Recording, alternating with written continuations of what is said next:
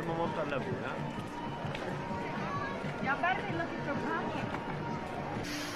Ready, set, almost ready. Come on, water. I guess you have to.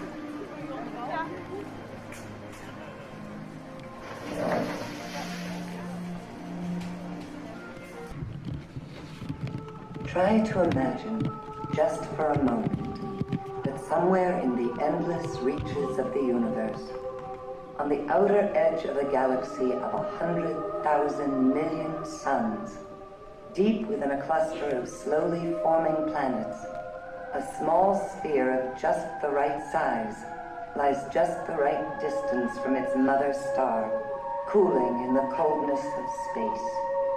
Try to imagine. Now that sphere's creation continues, as countless volcanoes spew clouds of gas and steam into the sky from melted mineral formations. Underwater volcanoes, mountain ranges that dwarf the Himalayas and gorges 4 times deeper than the Grand Canyon.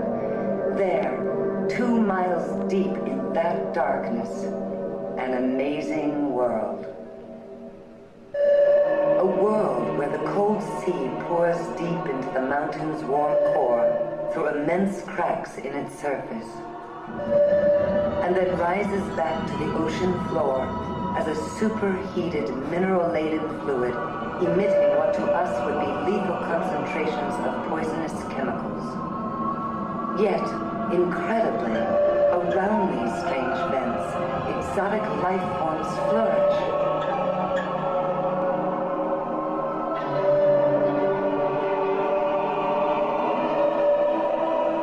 Life forms that have astonished biologists by finding the means for their survival, not in photosynthesis and the sun, but in the chemicals of the earth itself.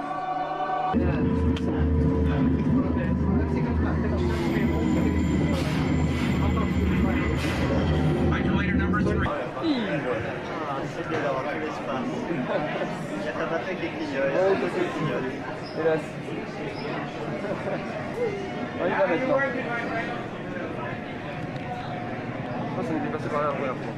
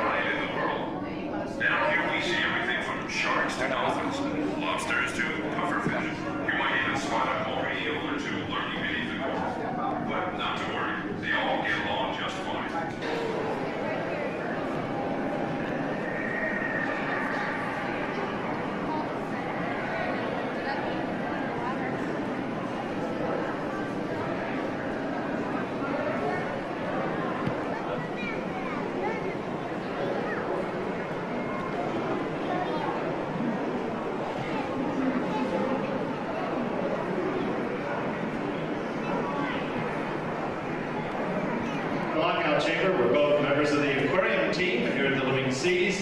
In just a few moments, I'll be sending Chris out for his next dive. But before he goes, I'd like to explain a little bit about the equipment that he'll be using. He has on a type of gear known as open circuit scuba.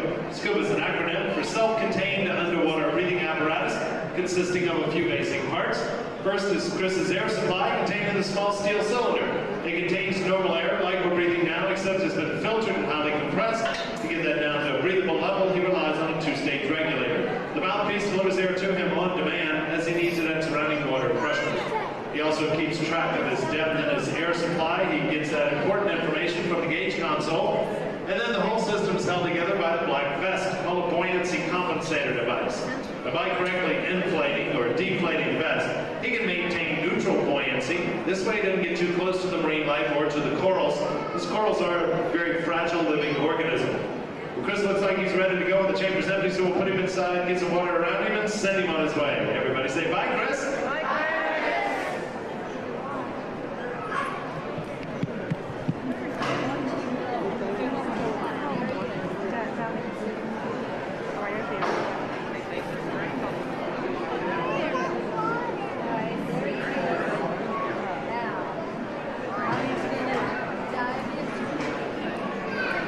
dès que t'as pas de max, faut retirer les lentilles là.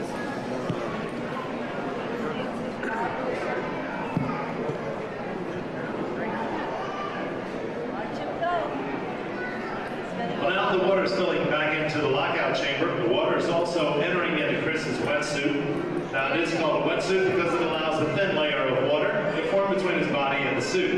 His body heat warms up that layer of water. This way he can stay for an extended length of time out in the cooler surrounding waters. And our water temperature here is maintained at approximately 74 degrees Fahrenheit, which might not seem too cold, but you lose your body heat 3 to 4 times faster in the water than you do in the air. Also, the higher the water level rises into the lockout tube, Chris will feel pressure on his middle ear. That's a similar type of pressure that you would feel if you dived to the bottom of a swimming pool or fly in an airplane. To equalize that pressure, you'll notice that he'll pinch his nose. Now what he's doing is lightly exhaling, forcing air up into the middle ear, equalizing the inside air pressure with the outside greater surrounding water pressure or atmospheric pressure. Now he can't hear us while he's underwater, so we have to use hand signals to get any messages across. A few of those signals are, let's go up, let's go down, everything's okay, and it looks like Chris is ready to go, and the chamber's filled, so I'm going to open up the top hatchway. Why don't you help me send him off on his next dive by giving him a thumbs up signal? There he goes. By giving Chris a thumbs up signal, he knows that the hatchway is cleared at the very top of the chamber. He'll be making his way up through the top hatchway, swimming across the top of the sea basin, entering into our main coral reef environment located directly behind you. You will be able to see him working with our other divers. Best place to see him is from the observation deck, located on the second level inside the sea base. Now, if you'd like to find out more about our West Indian manatees, there'll be a presentation of our marine mammal module upstairs to your right. That'll be starting in about 10 minutes. I'd also like to invite you to visit our mariculture lab upstairs to your left. We can see some species that are being farm raised. We also have some baby sharks and baby lobsters up there. I'd like to thank you for your attention and hope that you enjoy the rest of your stay here at EPCOT.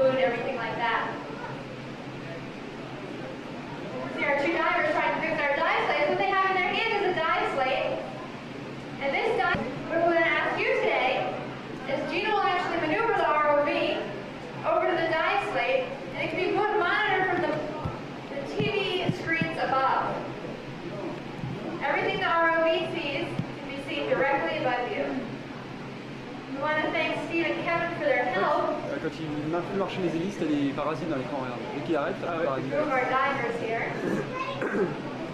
If anyone has any questions at any time about anything about the living seas, please feel free to ask.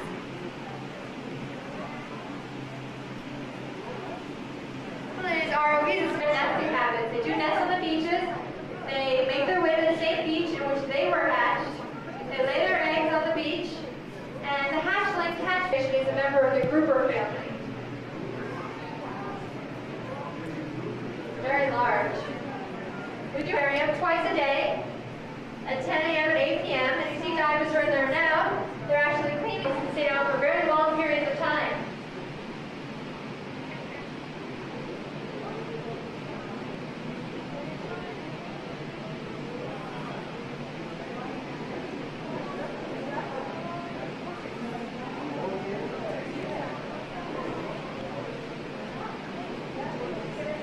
Goes right and down, you should be able to get a better angle of this dive star. They're about 6.5 feet long, and they are all female sharks.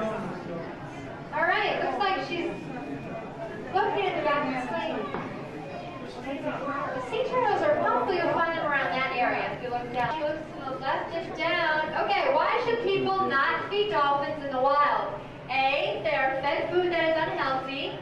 B, they become aggressive if they expect food and don't get it. Or C, all of the above. All of the above.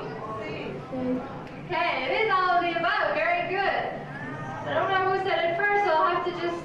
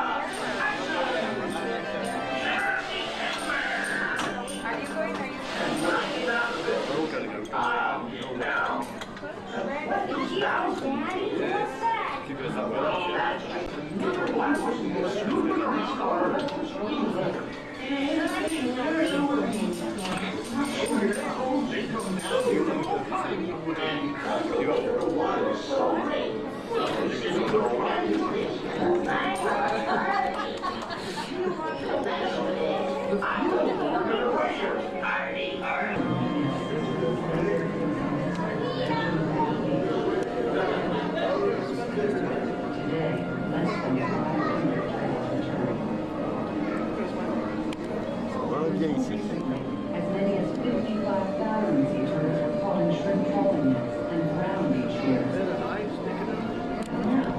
Scientists can't hallucinate. Des crevettes partout. Trapdoor mechanism.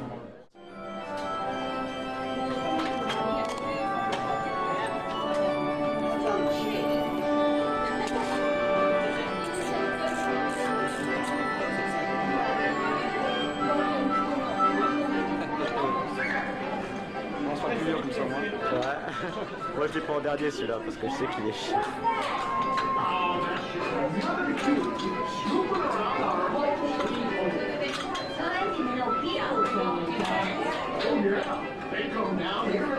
Et comme je l'ai fait, celui que t'as galéré, comme je l'ai fait la vitesse que je l'ai fait.